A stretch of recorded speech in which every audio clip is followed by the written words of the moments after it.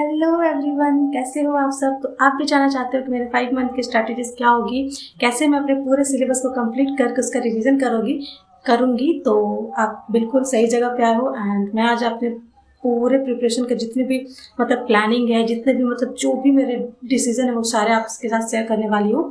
तो प्लीज़ बने रहो। एंड अगर आप मेरे चैनल पर नए हो तो मेरे चैनल को सब्सक्राइब करो एंड वीडियो को जितना ज़्यादा हो सके उतना शेयर करो।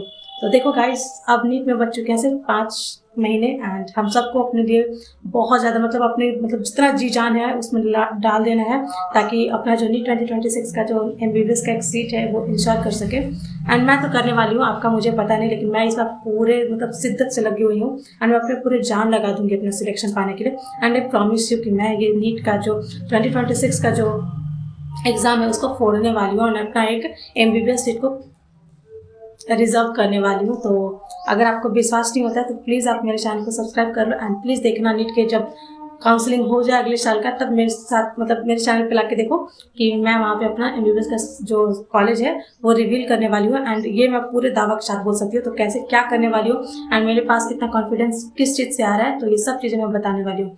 तो देखो गाइस, मेरा ये 3rd ड्रॉप है नीट का एंड मैंने 2 ड्रॉप्स दिए जिसमें मेरा सिलेक्शन नहीं हो पाया। मैंने कुछ गलतियाँ करी थी जो कि मैं अभी बताने वाली हूँ। तो मैंने जो अपना फर्स्ट अटैम्प्ट दिया था वो मैंने अपने 12th के साथ दिया था। तो 12th में मैं कहीं पे भी कोई प्रिपरेशन नहीं की थी एंड मैं अपने होम टाउन से ही, जहाँ से मैं रहती हूँ वहाँ पे होम टाउन नॉर्मल कोचिंग से अपना कोचिंग किया था। एंड उससे मैं मतलब वहाँ पे सिर्फ बोर्ड्स लेवल के प्रिपरेशन हो रहे थे तो वहाँ से मैंने किया था एंड खुद से सेल्फ स्टडी की थी। एंड उसके बाद मैं अपना नीट का जो फर्स्ट अटैम्प्ट था उसमें दिया एंड मेरे 300 समथिंग क्वेश्चन मतलब 300 समथिंग मार्क्स बन रहे थे, जो कि मेरे लिए बहुत अच्छा था क्योंकि मतलब उस टाइम पे मैं बहुत खुश थी कि चलो मैंने जितना प्रिपरेशन किया था उतना मेरे को मिला। एंड कुछ भी ऐसा नहीं था कि मतलब मेरा मार्क्स यहाँ से गया फिर कुछ भी, मैंने बहुत अच्छे से किया था एंड उतना जितना मेरा प्रिपरेशन का लेवल था उतना मैंने मार्क्स को गेन किया। एंड जब सेकेंड ड्रॉप मैंने दी तो मैंने सोचा कि चलो इस बार प्रिपेयर करते, तो मैंने ड्रॉप लिया था एंड सेकंड ड्रॉप मैंने रांची से लिया। एंड रांची में मैं गई थी, वहाँ पे मैंने फिजिक्स वाला का जो विद्यापीठ वाला बैच होता है उसमें अपना टेस्ट सीरीज को लिया। बस टेस्ट सीरीज को मैंने परचेस किया एंड उसके बाद जो ये गोल्ड इंस्टीट्यूट है उसमें मेरे पापा ने पहले ही मेरा वहाँ पे एडमिशन करा दिया था। मैं फिर वहाँ गई, 2-3 महीने वहाँ पे मैंने पढ़ा एंड उसके बाद मुझे लगा कि नहीं यार मेरा टाइम वेस्ट हो रहा है, बहुत ज़्यादा उधर टाइम वेस्ट हो जा रहा है, वहाँ पे पढ़ाई बिल्कुल नहीं हो रहा था, मतलब हो रहा था बट उतने अच्छे से नहीं हो रहा था, तो मुझे कहीं ना कहीं वो अच्छा नहीं लगा। एंड तो मैंने सोचा कि अपना मतलब पूरा जो प्रिपरेशन का जो दौर है वो शिफ्ट करूँ ऑनलाइन पे। तो मैंने फिर ऑनलाइन बैच लिया, फिजिक्स वाला का ही लिया एंड ऑफलाइन मेरे टेस्ट चल रहे थे। एंड उसके बाद मैंने बहुत अच्छा प्रिपेयर किया था एंड मेरे उस टाइम मार्क्स बने 526, जो कि बहुत डिसेंट मार्क्स था यार। एंड मेरे पेरेंट्स में उतने मार्क्स में मेरा सिलेक्शन तो नहीं हुआ, मुझे BDS सीट मिल रहे थे, लेकिन मैंने BDS सीट लेना नहीं चाहा क्योंकि मेरा ड्रीम था MBBS करने का। एंड मेरे पेरेंट्स ने भी बोला कि चलो ठीक है, इतना मार्क्स गेन कर लियो, अगली बार जरूर हो जाएगा पक्का। तो मैं अभी तीसरे अटेम्प्ट में हूँ एंड उसमें देखते हैं क्या होता है, क्योंकि 2025 हम लोग का मतलब बहुत ज़्यादा हिला चुका है।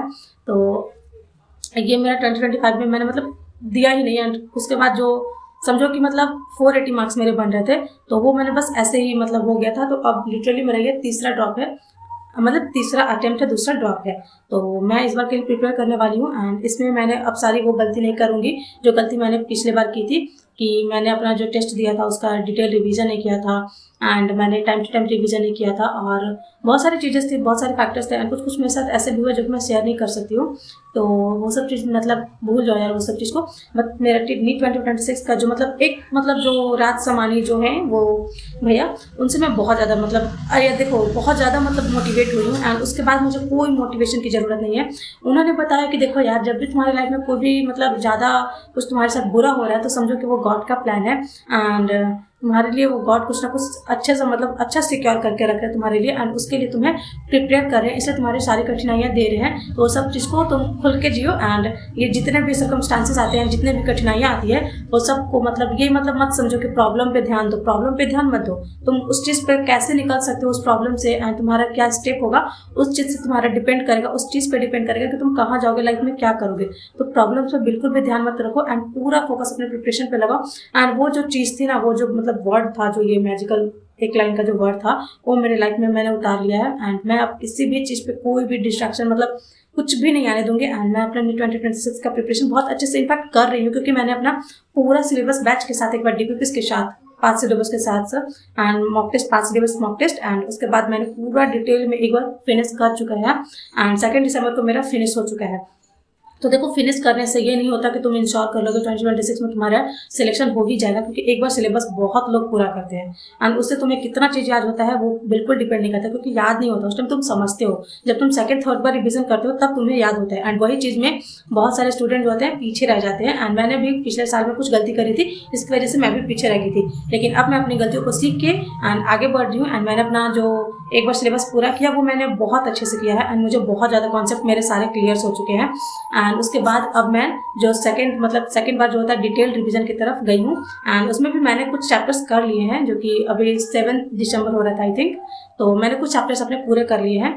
एंड उसके बाद मैं अपना तीसरे रिवीजन के पास जाऊंगी। तीसरे रिवीजन मेरा जो होगा वो शॉर्ट नोट्स होगा, क्योंकि मैं शॉर्ट नोट अभी सेकंड रिवीजन के दौरान ही प्रिपेयर कर रही हूँ। मैंने 2 चैप्टर का शॉर्ट नोट बनाया एंड इनऑर्गेनिक मेरा पूरा कंप्लीट है। इनऑर्गेनिक का मैंने शॉर्ट नोट भी बनाया, उसका मेरे को सारे पॉइंट्स भी याद है क्योंकि मैं ड्रॉपर हूँ, तो मुझे यहाँ पे कुछ ना कुछ थोड़ा सा बेनिफिट मिल रहा है। तो मेरे इनऑर्गेनिक बहुत अच्छे हो चुके हैं एंड उसका शॉर्ट नोट भी है मेरे पास। फिजिकल केमिस्ट्री का शॉर्ट नोट बनाया है एंड बाकी अभी फिजिक्स का मेरे पास बन रहा है, तो मैं अभी वो प्रोसेस में है।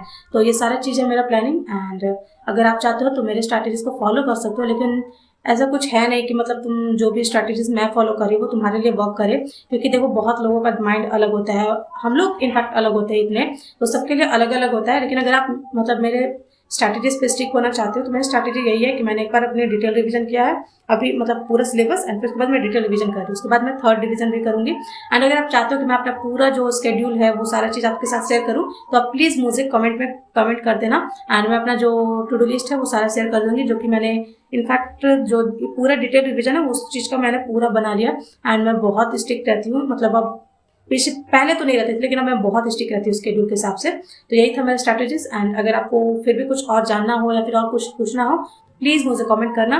एंड अगर आप मेरे चैनल पे नए हो तो प्लीज़ मेरे चैनल को सब्सक्राइब करो, क्योंकि मुझे खुद से मोटिवेशन मिलता है। देखो व्यूज़ नहीं आते हैं ना, उसके बाद मोटिवेशन डाउन हो जाता है कहीं ना कहीं वीडियो बनाने का। एंड फिर इतना ज़्यादा हेक्टिक शेड्यूल से निकल के आपके लिए वीडियो बनाती हूँ, या फिर मैंने अपने सेल्फ इंप्रूवमेंट के लिए चैनल खोला है, तो ये नहीं है कि मैं व्यूज़ के लिए कर रही हूँ। तो फिर भी अगर व्यूज़ नहीं आते तो कहीं ना कहीं सेल्फ मोटिवेशन डाउन होता है, इसलिए आप प्लीज़ शेयर करो एंड प्लीज़ जितना से ज़्यादा हो सके उतना ज़्यादा वीडियो को लाइक करो एंड शेयर करो अपने दोस्तों के साथ। तो मिलते हैं अगले वीडियो में एंड कोई भी दिक्कत हो आप प्लीज़ मुझे कमेंट कर देना। Bye guys.